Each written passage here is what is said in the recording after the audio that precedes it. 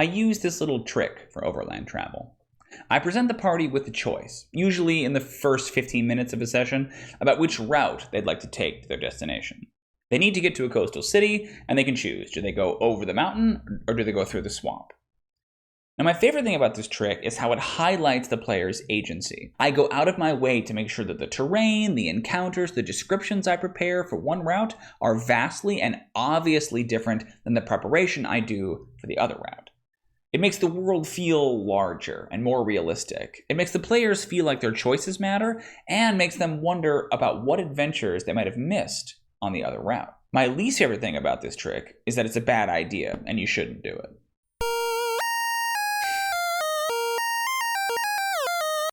Sort of buried the lead there, didn't I?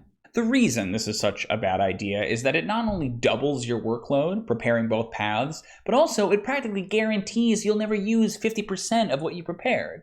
Sure, you could always recycle the content somewhere else. It's a tried and true tactic, but the whole point is that that content can't belong anywhere else, that it's tailored to that specific route that the party never took. I made this mistake for years. Up until honestly quite recently, I was slowly burying myself under an avalanche of work, preparing what amounted to 2 entire sessions every time the party would travel, not to mention all the other games I was running. That being said, I do think there's a way to make this work, with one small change.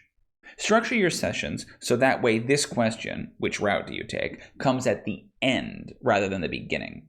The character's choices are still just as relevant, the world remains just as large, but you know before it's time to sit down and prepare which way the party is going to go. You know, I actually don't think it's the worst idea in the world to flex at your party a little by asking which way at the beginning of a session every once in a while. The more you can make your party think that you know every single corner of your world, the better, but save yourself a further injury and make those flexes very occasional. You'll thank me later. What have I learned?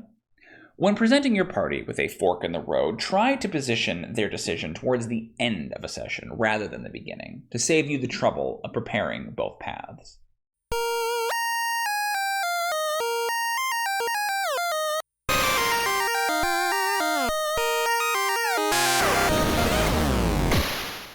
Hey, thank you so much for watching that video. Trust me, there's plenty more where that came from.